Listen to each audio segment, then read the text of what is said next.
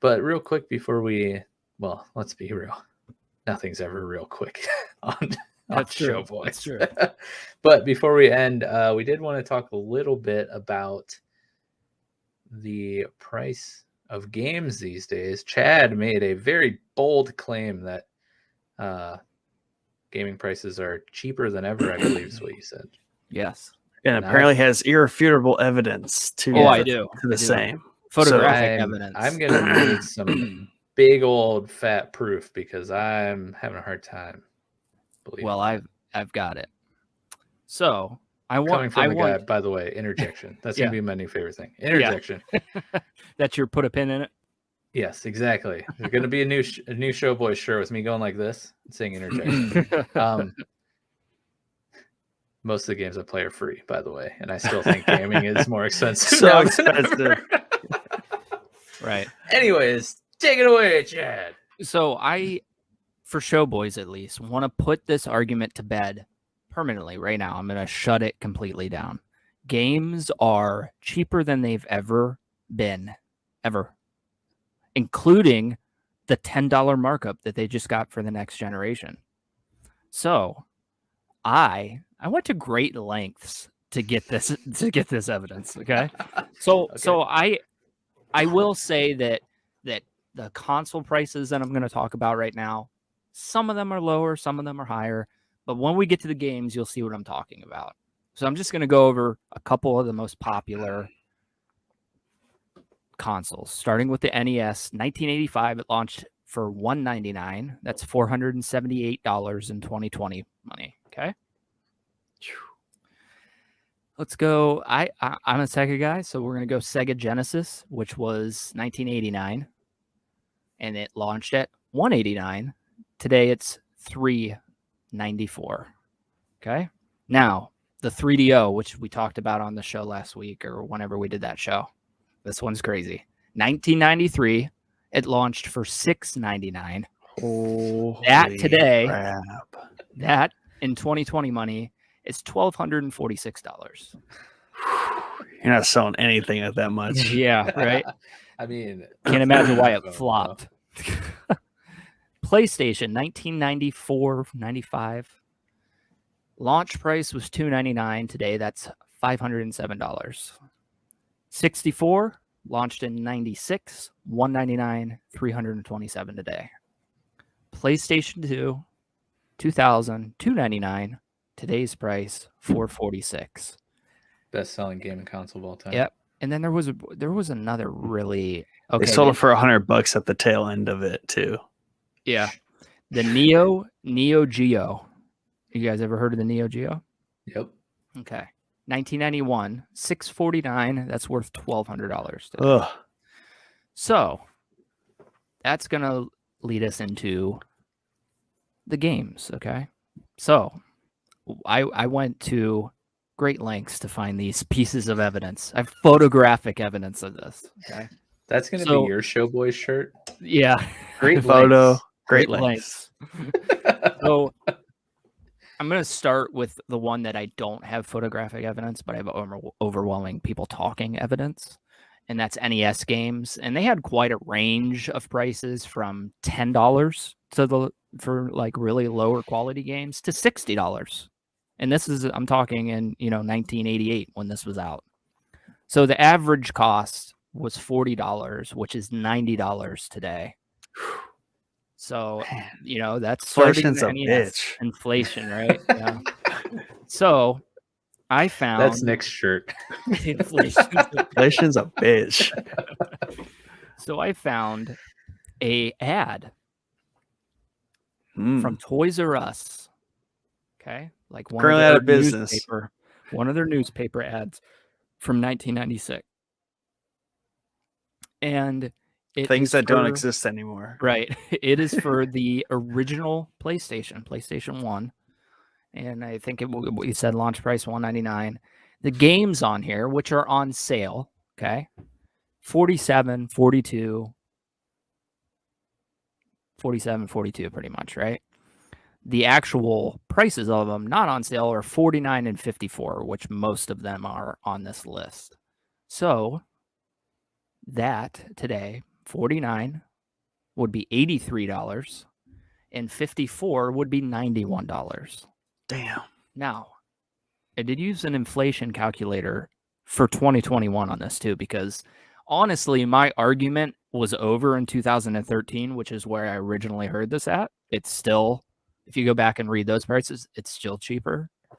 So the next one that I have is a picture from, again, Toys R Us, an ad, 1996, same time frame, for the Nintendo 64. Now, these ones, a little steeper. So the console's $199, okay?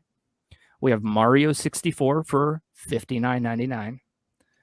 We have Pilot Wings 64, never heard of it, for $59.99. These are not sale prices. These are MSRP. And then we have the Mortal Kombat trilogy. Ready for this one? $74.99. In 1996, those prices, $59 is $100 today, and $74 is $125 for the Mortal Kombat trilogy today. So, as I said, games are cheaper than they've ever been. There's nothing that was even close to what we're paying today. So essentially, the closest was $90, the NES. That was the closest. So essentially, it's almost on par if you are always buying the like digital deluxe or like director's cut / Ghost of Tsushima aside. Yeah, I'm trying to think of like the ultimate, whatever the third tier is beyond the deluxe edition. Like that's usually the one that hits like $100. Right. Yeah, that would be on par with the basic price from past times, past consoles. That's super interesting. I do like how like through the years they've been $60. Like all the way through the years, but like just because of like you were saying, inflation that's ridiculous. Yeah. I guess when I was younger, I always bought games pre-owned or very far after they like I remember on the PlayStation 1 we did the whole like Giant Eagle like rent games whole bunch. So like I guess for a big span of my initial like console gaming years, I had no understanding of like money. So I guess that checks out that they were still selling games for like $50-$60 then. Yeah. Which is crazy. I spent a great deal of time trying to find the launch price for the original Metal Gear Solid because I remembered it being $100, $99. So I don't know if that's just like a false memory I have, or I could not find the freaking price for this game outside of $49.99, which is, I don't think the price that game launched at. It was 2 discs. It was, that was kind of obscure. It's obscure now, but so I that was going to be my big, but I didn't need it.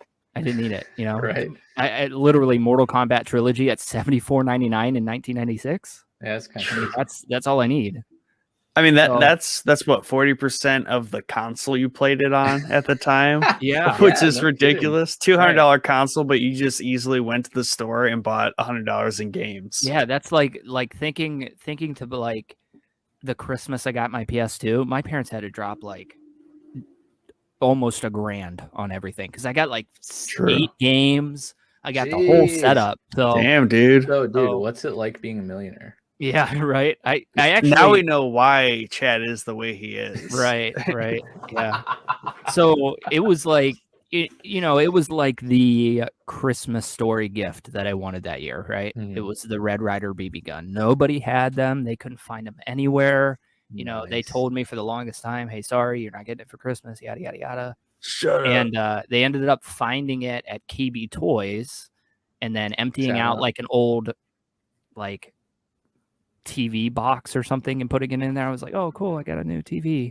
And then I like opened it up, and the first thing I opened, my dad was notorious for wrapping stuff in newspaper. That's like what's the frame rates on that TV? Yeah, right. 15. So 10.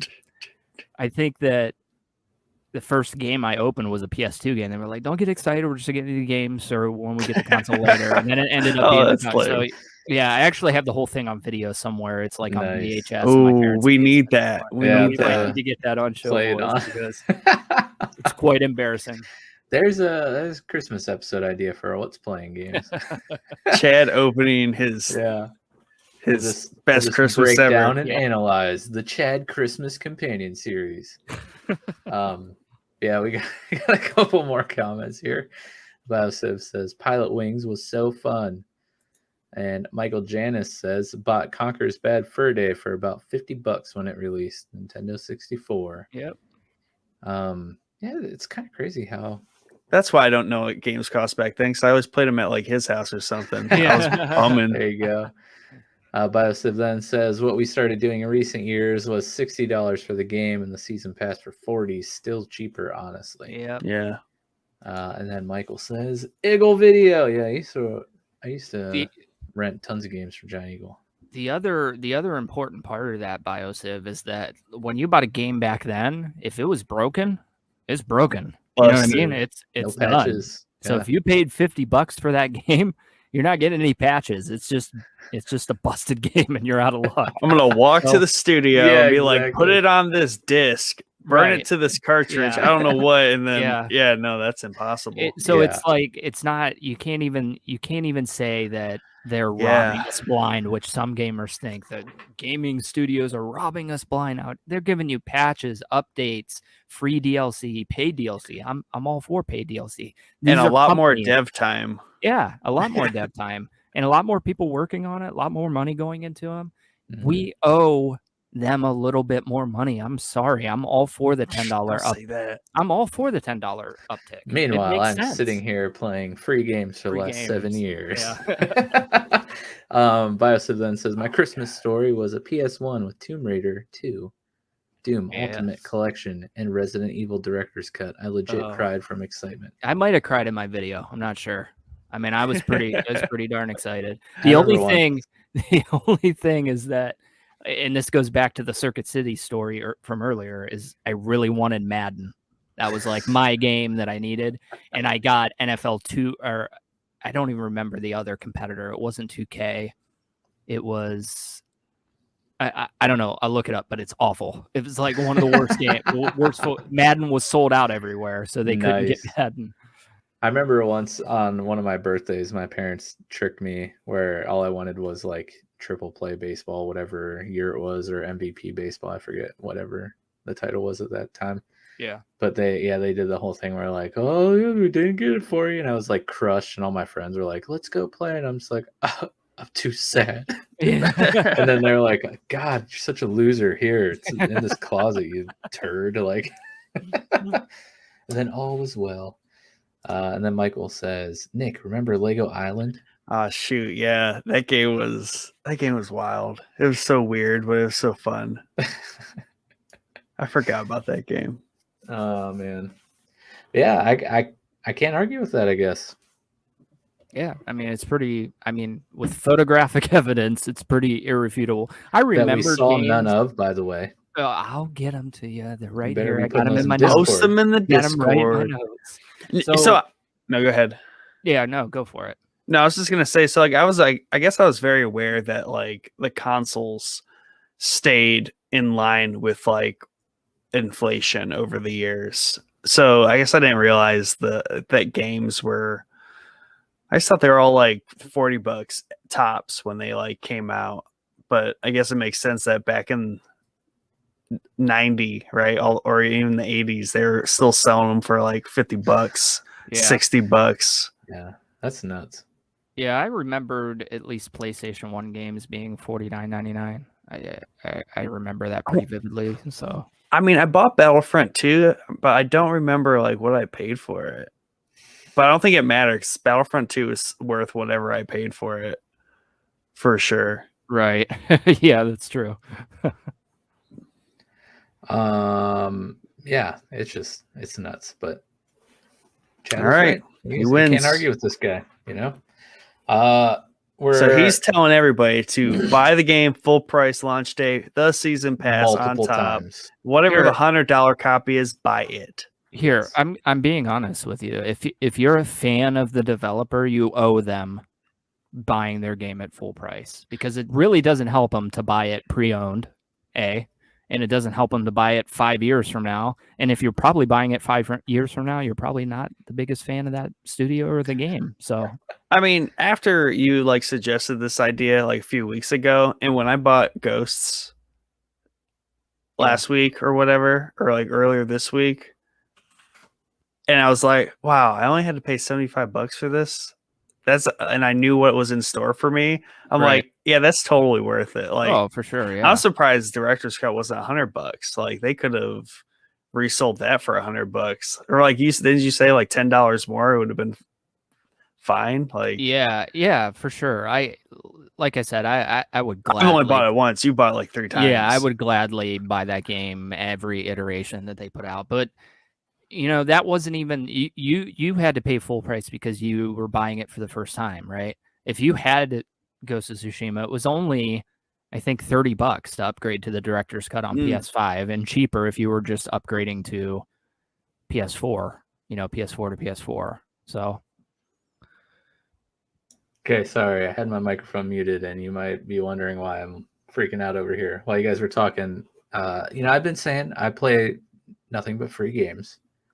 But I do support the free games. I just looked up how much money I've spent in League of Legends, which is a free-to-play game.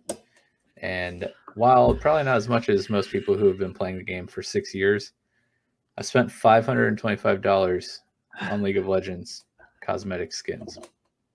Cosmetic skins, too. Yeah. Adds no functionality to the game. It makes it look cool. Here, I would have paid for the arrow quiver. So that's true. The disappearing arrow quiver. I mean, technically, you did. Right, that's true. I didn't pay $70 for it. And then in Pokemon Unite, another free-to-play game, I've spent $20 so far. Dang. So, like Chad's saying though, dude, if you like a game, like support the devs. Support the company. And it's not what a lot of people want to hear, but if you want great games to continue to be made, they need money to do that. So absolutely, throw them some bones, man. They're companies. Yeah. Well, one last note on inflation. World of Warcraft has gotten cheaper over the years because it's been $15 a month since like day one. So I guess it's technically half the price it probably was in 2004. Yep. Yeah. Spousive says, you guys remember renting consoles for $35 deposits at Blockbusters? Oh my god. That's how I tried Mario 64.